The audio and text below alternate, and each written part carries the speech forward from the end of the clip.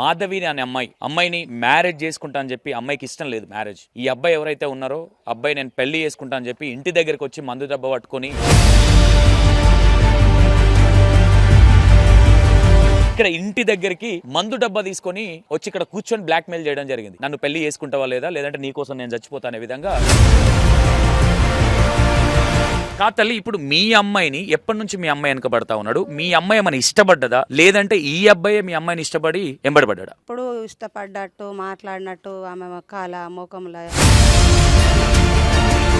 తల్లి, ఇక్కడ మీరు వేరు నేను వేరు అనేది వేరు. అంటే మా అమ్మాయిని ఎందుకు ఇమని అడుగుతున్నావు? మా అమ్మాయి నేను ఇష్టపడ్డదా అని అడగలేదా మీరు? అడిగిన సార్, అంటే ఆమె ఇష్టం లేదా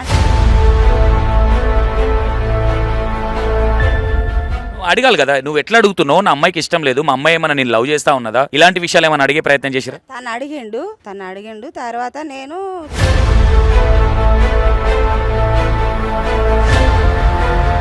తల్లి, ఇక్కడ ఒక మీ విషయం ఏంటంటే మీదికే మంచి ఫాస్ట్ ఉంది. సరే, నీకు ఇష్టమైతే పెళ్లి చేసుకోని మీరు చెప్పడం జరిగింది. మీ కొడుకు చెప్పిండు, మీరు చెప్పారు. మీ పెద్ద అమ్మాయి కూడా సరే అమ్మ ఇష్టమైతే ఇచ్చేద్దాం అనే విధంగా మాట్లాడిందని చెప్తా ఉన్నారు. మరి ఈ అమ్మాయి చనిపోవడం గల మేజర్ కారణం ఏంటి? మేజర్ కారణం అంటే సారు, ఇప్పుడు అమ్మాయిని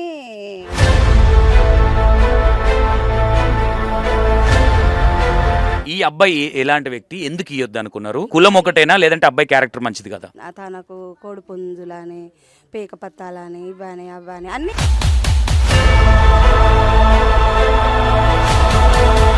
hi, hello, welcome to E960. నేను మీ సంతోష్.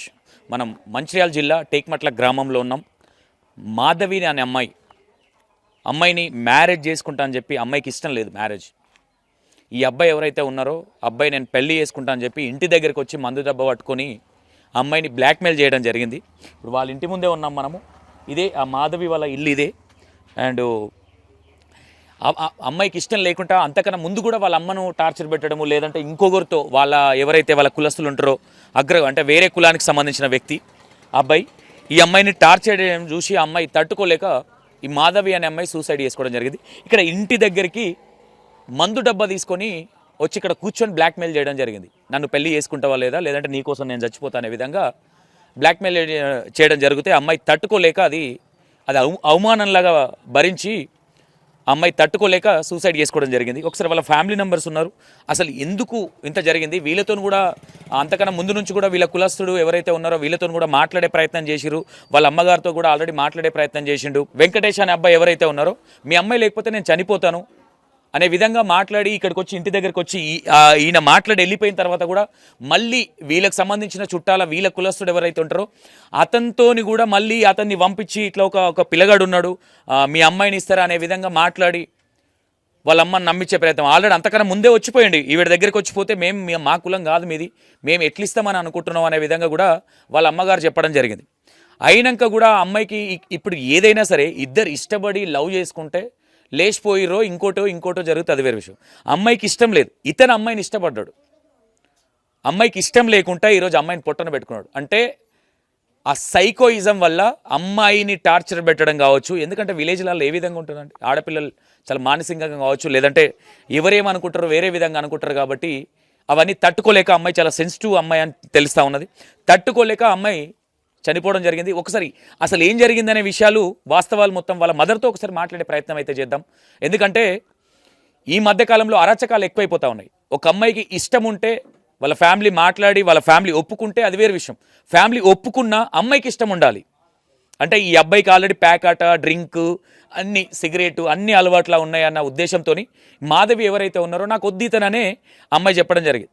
ఈ సైకోయిజంగా మందు డబ్బా తీసుకొని వచ్చి ఇంటికాడ నువ్వు నన్ను పెళ్లి చేసుకుంటావా లేదంటే ఇక్కడ తాగి చచ్చిపోవాలనే విధంగా టార్చర్ పెట్టేసరికి అమ్మాయికి అనుమానంలాగా అంటే అవమానంలాగా అనిపించి అమ్మాయి చనిపోవడం జరిగింది. ఒకసారి వాళ్ళ మదర్తో మాట్లాడే ప్రయత్నం చేద్దాం. ఏదేమైనా ఇక్కడ ఒక సోకసం ఫ్యామిలీ అంతా, ఎందుకంటే వీళ్ళు ఒక 4 అక్క చెల్లెళ్ళని తెలుస్తూ ఉన్నది. 4 అక్క చెల్లెళ్ళు, ఒక తమ్ముడు, అండ్ ఈమె లాస్ట్ అమ్మాయి, మేబీ మాధవి లాస్ట్ అమ్మాయి. అమ్మాయి కూడా ఎందుకంటే ఎంతో భవిష్యత్తు ఉంది. అమ్మాయి కూడా ఎక్కడెక్కడో డ్యూటీకి ఇట్లా చేసింది.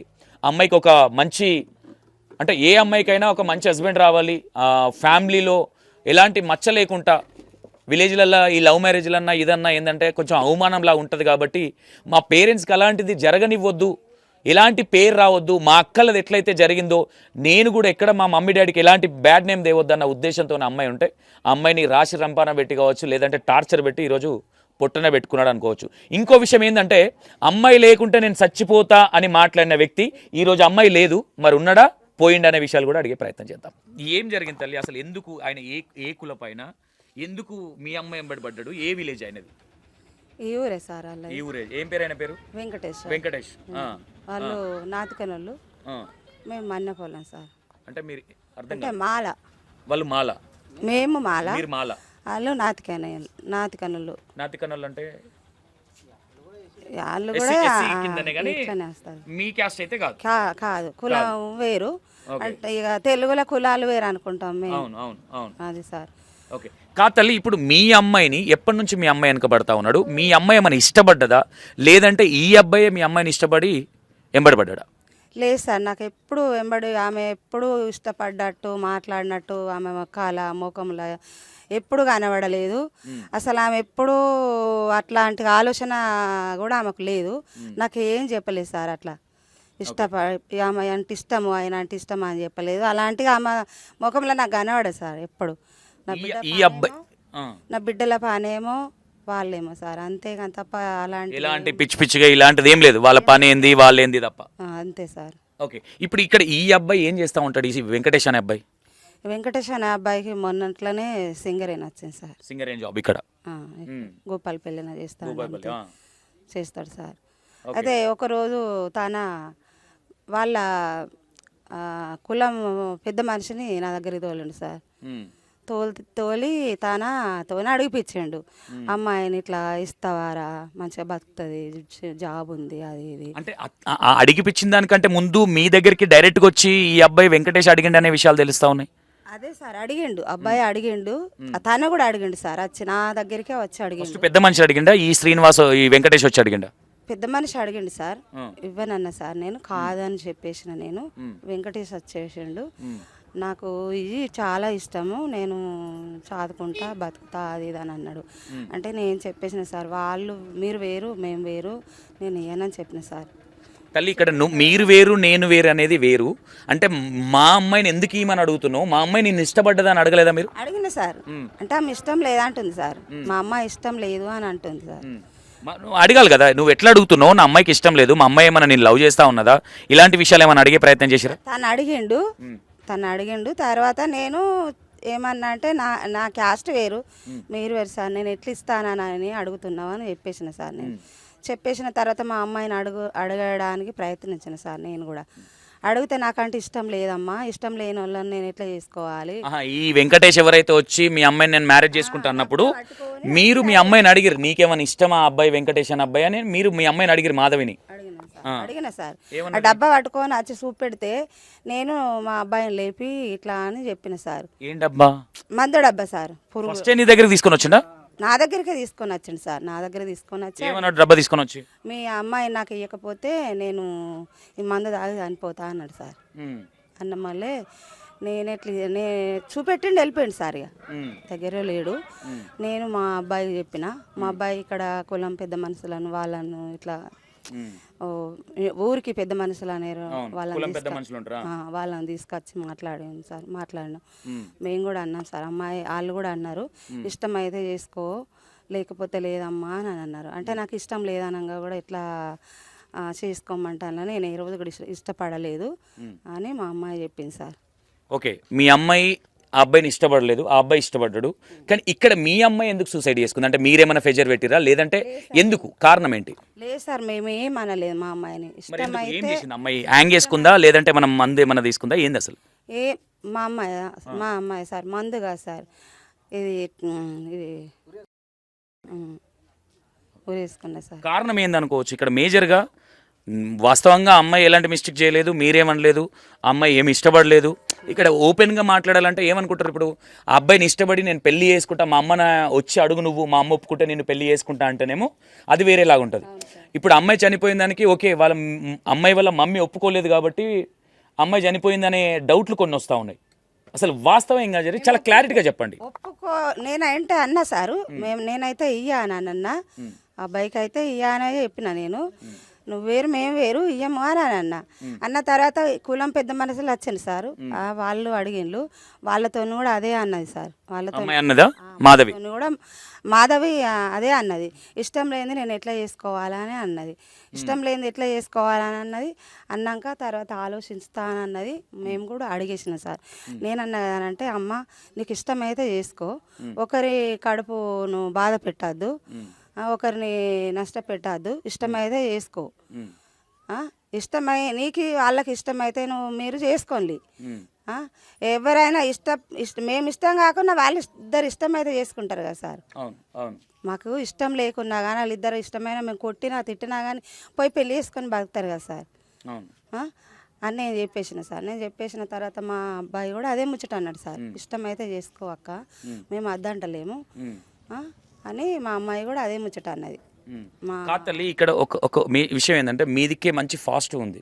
సరే నీకు ఇష్టమైతే పెళ్లి చేసుకో అని మీరు చెప్పడం జరిగింది మీ కొడుకు చెప్పిండు మీరు చెప్పారు మీ పెద్ద అమ్మాయి కూడా సరే అమ్మ ఇష్టమైతే ఇచ్చేద్దాం అనే విధంగా మాట్లాడిందని చెప్తా ఉన్నారు మరి ఈ అమ్మాయి చనిపోవడం గల మేజర్ కారణం ఏంటి మేజర్ కారణం అంటే సారు ఇప్పుడు అమ్మాయిని ఇష్టానికి నువ్వు పెళ్లి చేసుకుంటే అయిపోవు కదా అమ్మాయి పెళ్లి చేసుకుంటే అయిపోవు కదా అని అడగడం జరిగిందట సార్ అమ్మాయిని పర్సనల్గా ఎక్కడికన్నా పోయినప్పుడు ఎంబడి పడుతున్నాడా ఎంబడి ఇట్లా రాంగా ఇట్లా అడగడం జరిగిందట సారు అంటే ఊళ్ళో ఎట్లుంటుంది సార్ నాలుగు రకాలు అనుకుంటారు ఇష్టపడ్డాడు కదా పెళ్లి చేసుకో సింగరేనుంది మంచిగా బతుకుతావు అని అంటే ఆమె ఏది ఒకటే నాకు నా మీద ఇట్లా అడిగిండ్లు నాకు ఒక మచ్చ పడ్డది నన్ను అంత ఇట్లా చూస్తారు అనే ఉద్దేశం ఒకటే మాట్లాడింది సార్ నాతోటి అంత చిన్న విషయానికి రియాక్ట్ అవుతుందంట అంత చిన్న పాయింట్ ఎందుకంటే ఈ అమ్మాయిది ఎక్కడ తప్పు లేదు మనస్తత్వము చాలా మంచి సెన్సిటివ్ ఆమె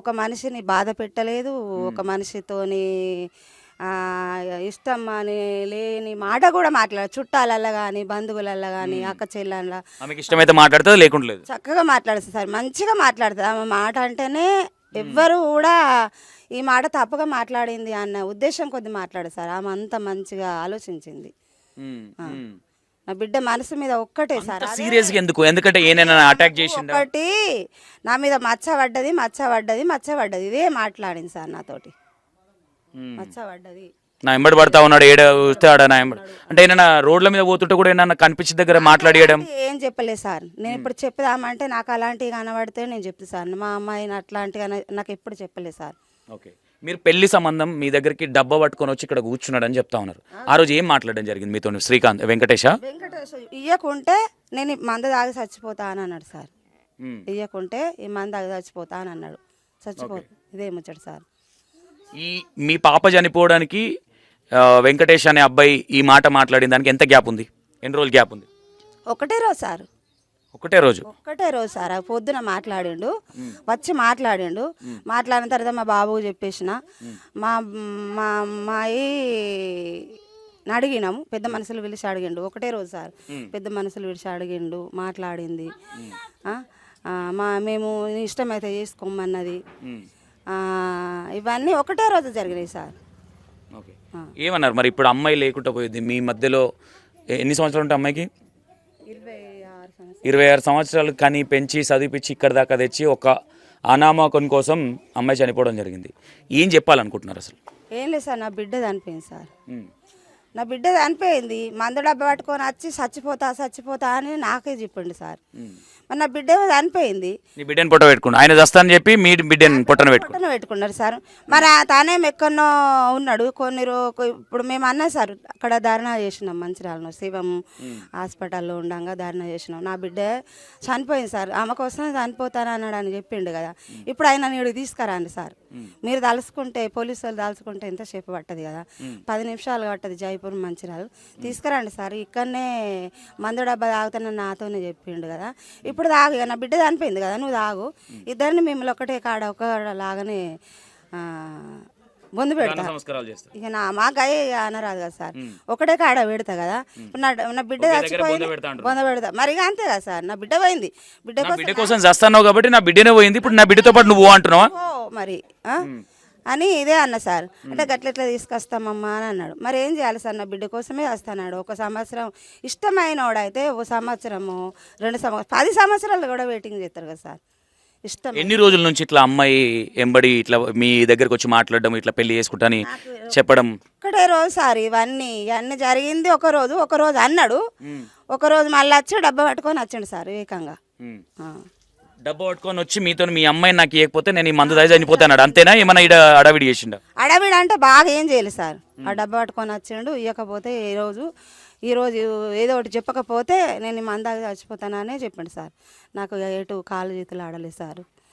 మరి వాళ్ళ మమ్మీ ఎవరైతే ఉన్నారో, వెంకటేష్ వాళ్ళ మమ్మీ ఎవరైతే ఉన్నారో వాళ్ళ మదర్తో మాట్లాడే ప్రయత్నం చేయలేదా మీరు? మీ అబ్బాయి ఇట్లా చేస్తున్నాడు మా ఇంటికి వచ్చి. వాళ్ళ మదర్తో మాట్లాడే ప్రయత్నం అంటే సార్, నేను వాళ్ళ మదర్ దాకా పోయి మాట్లాడాలి అని నేను పోతే మన ఎట్లుంటుంది సార్, పెద్ద మనసులోనే పిలిచిన సార్ నేను ఇక్కడికి. పెద్ద మనుషులు కూడా వాళ్ళతో జరిగింది. ఇప్పుడు ఈ రోజు ఈ పెద్ద మనుషులు మాట్లాడిన పెద్ద మనుషులు ఏమంటా ఉన్నారు? ఇంత జరిగింది కాబట్టి మేము మాట్లాడి చూసినాం కదా, మాట్లాడి చూసినామని అన్నారు. మేము పెద్ద మనిషి సాయంత్రం కూడా మాట్లాడినాం సార్.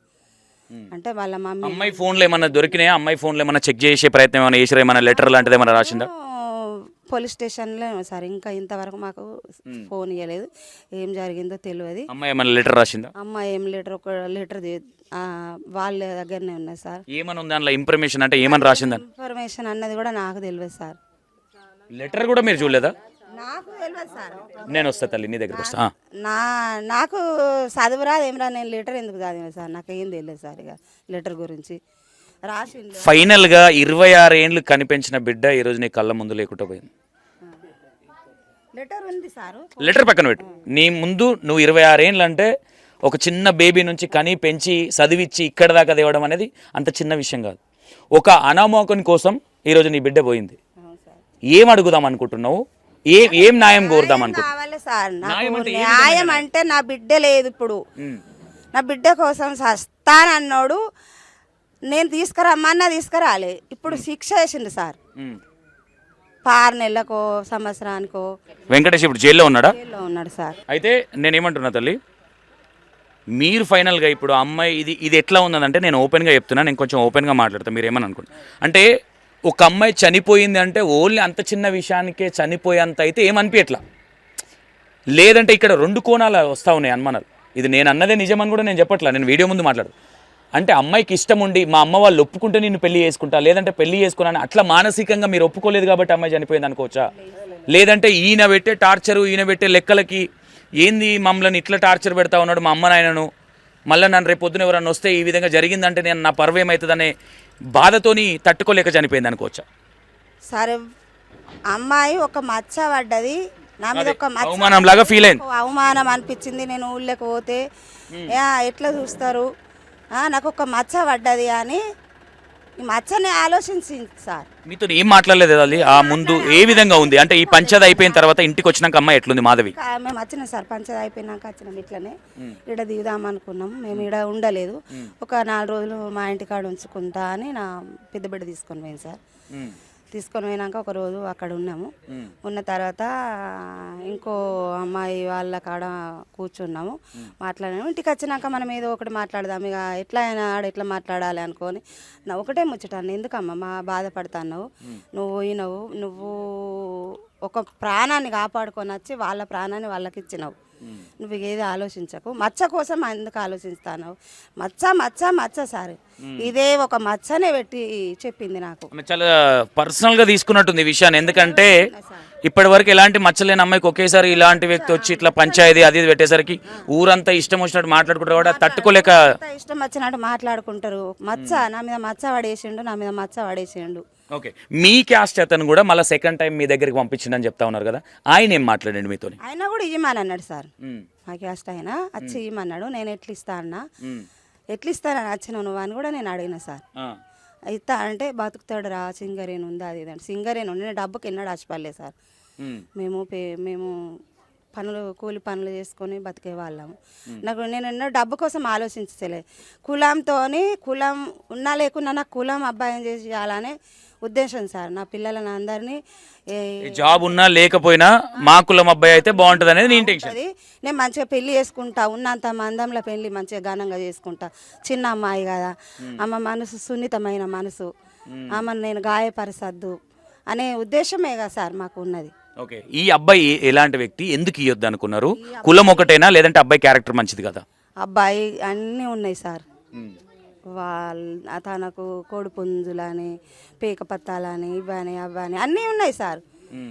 సరే అవన్నీ ఉన్నాయి. మొన్నట్లనే సింగరేణి వచ్చింది. సింగరేణి గురించి ఆశపడి నేను నా బిడ్డను ఇస్తానని అనుకుంటానా సార్, అనుకోలేదు. నాకు నా ఉద్దేశం నా బిడ్డ అంటే ఏంటిదో నాకు బాగా తెలుసు సార్. నా బిడ్డ మనస్తత్వం అనేది కూడా తెలుసు కదా. ఒక్కసారి కూడా ఆమె మరి గట్లా అని చెప్తే నేను దానికి మాట్లాడు సార్. కానీ కనీసానికి ఆమె అట్లా మాట్లాడడం కూడా ఆమె ముఖంలో కూడా కళ కనబడలేదు సార్. సార్ నాకు ఎప్పుడైనా చెప్పినా నేను అడుగుదు సార్, కానీ నాకు ఎప్పుడు ఎలాంటి అది అని ఏం చెప్పలేదు. నా బిడ్డ హైదరాబాద్లో నుండి జాబ్ చేసుకునేది. ఇప్పుడు ఏం జాబ్ చేసేది హైదరాబాద్లో అమ్మాయి? ఏంటి సారు దాన్ని ఏమంటారు, గోళీలు తయారు చేసే కంపెనీ సార్, ఫార్మసీ అందులో చేసేది సార్. నా కోసం చాలా కష్టపడి, మా కోసం అంటే మంచిగా కష్టపడి సార్ నా బిడ్డ. అంటే ఇక్కడే ఉండేదా అమ్మాయి, హైదరాబాద్లో ఉండేదా? హైదరాబాద్లోనే ఉండేది సార్. ఇక్కడికి ఎందుకు వచ్చింది మరి? ఇక్కడ ఏమో ఆరోగ్యం మంచిగా లేదని అంటే వచ్చేసింది సార్. బాగలేను రా అన్న వల్ల వచ్చింది. వచ్చినాక ఎన్ని రోజులకు జరిగింది ఇది సంఘటన? 10 రోజులు అవుతుందో లేదు సార్. ఇక అన్నీ అంతా ఆలోచించి నాకే అవస్థ ఉండే సార్. హాస్పిటల్ వెళ్ళిపోయినాము, చూపించుకున్నాం, వచ్చినాం. ఇప్పుడు ఏం న్యాయం అంటే 1 వర్డ్లో ఏం కోరుతున్నావు తల్లి? ఒకటే మాటలా న్యాయం అంటే సార్ నా బిడ్డ లేదు, నా బిడ్డ లేదు కాబట్టి శిక్ష పడాలి. ఎలాంటి శిక్షలు కావాలనుకుంటున్నా? శిక్ష కావాలి సార్. నీ బిడ్డని పొట్టన పెట్టుకున్నాడు కాబట్టి. నా కడుపు నువ్వు పొట్టలో పెట్టుకున్నాడు, నా ముందుకు రాలేదు. ఆ రోజు అడిగిన జయబాబుకు ముందుకు తీసుకొస్తే నేను ఆడ ఏం మాట్లాడుతాను సార్, తీసుకురాలేదు. ఇప్పుడు మంచిగా పోలీస్ స్టేషన్ హ్యాపీగా ఉన్నాడు. డబ్బు పడేస్తే ఎన్ని రోజులకైనా వస్తారు సార్. పైసతోని పని సార్, లక్షలు ఆరవస్తాడు. నా బిడ్డ పెద్ద మనుషులు ఏమన్నా అన్నారా మరి? ఇంత జరిగింది కదా, పెద్ద మనుషులు ఏమన్నారు? పెద్ద మనుషులు న్యాయం చేయబోయింది సార్.